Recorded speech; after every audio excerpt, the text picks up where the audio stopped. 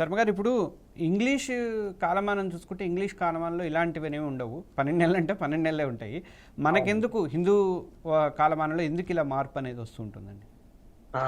అయితే మనకు 365 రోజులు అంటాం. ఈ 365 రోజులలో మనకు సూర్యుడి నుంచి లెక్క వేసుకుంటూ వస్తాం. తిథులతో పోలుస్తాం. మనకు ఉగాది ఎప్పుడు వస్తుందండి? ఎప్పుడో చైత్ర మాసంలో ఏప్రిల్ నెలలో వస్తుంది. అవును.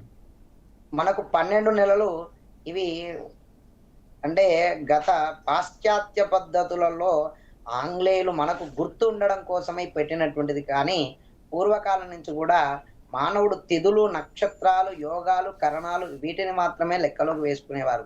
ఈ ఆంగ్లేయుల పరిపాలన, బ్రిటిష్ వారి పరిపాలనలో గుర్తుండడం కోసమై ఈ నెలలు పెట్టుకున్నటువంటి సందర్భాలు. దాంట్లో ఈ 12 నెలల్ని ఆపాదించారు. రోమన్స్ వాళ్ళు ఆచరించారు. దీన్ని ఇలానే అనుకుంటూ కొంత మనకు ఆపాదించారు.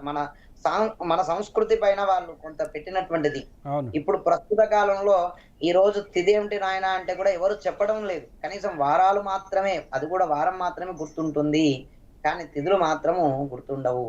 ఎందుకండి అంటే తిథులు అనేటువంటిది చాలా తక్కువగా తెలుసుకుంటారు. చాంద్రమానంలో చంద్రుడి పైన ఆధారపడి ఉండేదాన్ని చాంద్రమానం అంటాం. మనము ప్రభవాది షష్ఠి సంవత్సరాలు 60 సంవత్సరాలు ఉంటాయి.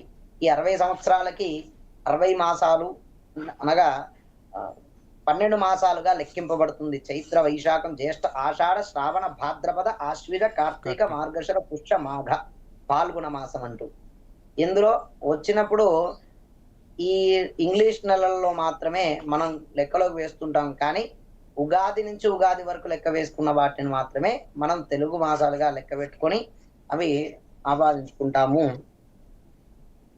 ఈ చాంద్రమానంలో ఉండేటువంటి 32 లేదా 33 నెలలకు ఒక్కసారి మాత్రమే ఇటువంటి మాసాలు పెరగడం జరుగుతుంది.